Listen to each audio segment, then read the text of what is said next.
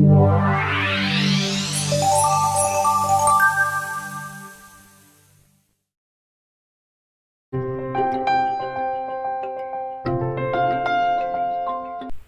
anak-anak ibu semuanya, semoga kalian tetap sehat dan bersemangat. Kembali lagi bersama Ibu Rahma dalam pembelajaran biologi. Minggu lalu kita sudah membahas mengenai Kingdom Monera. Hari ini kita akan membahas mengenai Protista. Tujuan pembelajaran kita hari ini ada dua.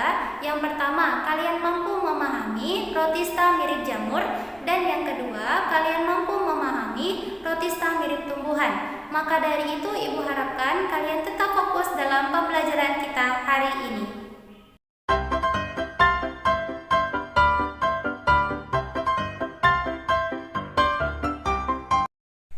Anak-anak ibu semuanya, pernahkah kalian melihat gambar ini?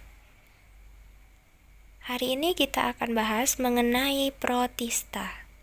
Protista memiliki ciri-ciri sebagai berikut. Yang pertama, eukariotik.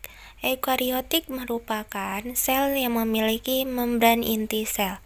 Yang kedua adalah habitatnya relatif basah. Contoh habitatnya yaitu di kolam dan di laut. Sebagian besar memiliki ukuran mikroskopis. Protista mirip jamur bisa dilihat di bukunya halaman 105, terbagi atas 3 filum, yaitu Misomycota, Oomycota, dan Acrasiomycota. Pertama kita akan bahas mengenai Misomycota. Tubuhnya berbentuk lendir sehingga disebut dengan jamur lendir. Cara hidupnya sebagai saprofit atau seperti hewan-hewan lainnya, yaitu dapat mengambil zat makanan yang bersifat cair maupun padat. Contoh dari Misomycota adalah Poligo sp. Protista mirip jamur yang kedua adalah Oomycota atau jamur air. Kelompok Protista uniseluler yang berfilamen, jamur air ini secara fisik mirip dengan fungi.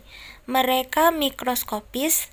Nama jamur air yang diberikan berdasarkan fakta bahwa mereka tumbuh dengan baik dalam kondisi kelembaban yang tinggi. Contohnya yaitu Saprolegnia sp. Protista mirip jamur yang terakhir adalah Acrasiomycota atau jamur lendir bersekat. Memiliki ciri-ciri tubuh yang bersekat, ada yang bersel satu dan bersel banyak. Contohnya adalah Dictyosteum sp.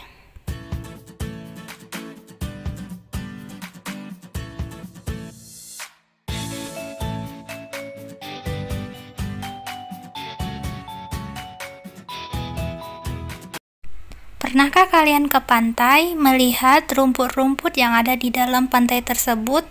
Dia seperti lembaran-lembaran berwarna hijau yang biasa kita bilang yaitu rumput laut. Itu adalah Protista mirip tumbuhan. Kelompok makhluk hidup yang termasuk Protista mirip tumbuhan adalah organisme yang bersifat autotrof, yaitu dia dapat membuat makanannya sendiri. Sifat dan struktur tubuh alga memiliki bentuk tubuh yang bervariasi, mulai dari uniseluler, berkoloni, dan ada juga yang multiseluler. Selanjutnya kita bahas tentang perkembangbiakan alga. Alga dapat berkembang biak secara vegetatif maupun generatif. Perkembangbiakan secara vegetatif dapat membelah diri, dilakukan oleh alga uniseluler. Pembelahan akan mengakibatkan sel terbagi menjadi dua bagian yang sama. Adapun perkembangbiakan secara generatif dilakukan dengan cara isogami, anisogami, dan oogami. Isogami merupakan peleburan dua sel kelamin yang bentuk dan ukurannya sama. Anisogami merupakan peleburan dua sel kelamin yang merupakan bentuk yang sama namun ukurannya yang berbeda. Yang terakhir adalah oogami, merupakan peleburan dua sel kelamin yang bentuk dan ukurannya berbeda. Selanjutnya pengelompokan alga didasarkan pada kandungan pigmennya, dinding sel, dan kandungan cadangan makanannya.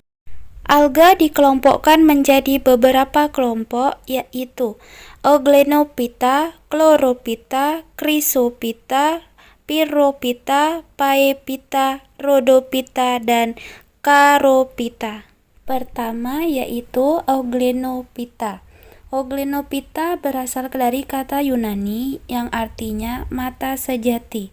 Mempunyai bintik mata, contohnya euglena.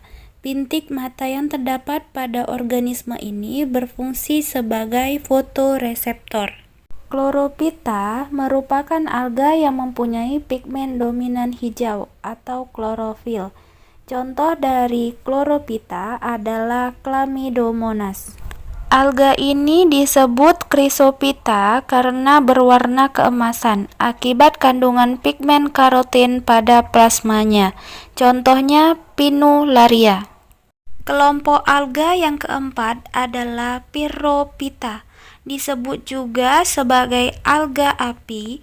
Hal ini karena alga ini mampu berpendar sehingga perairan tampak seperti bercahaya di malam hari. Contoh dari kelompok ini adalah Gymnodinium. Alga ini berwarna coklat karena mengandung pigmen fukosantin. Alga yang keenam adalah Rhodophyta. Alga ini berwarna merah karena mengandung pigmen fukoeritrin. Contoh dari alga ini adalah Glacilaria sp. Alga yang terakhir adalah Charophyta. Alga ini mempunyai antheridium yang berbentuk bulat sehingga disebut globul. Contohnya yaitu Chara sp.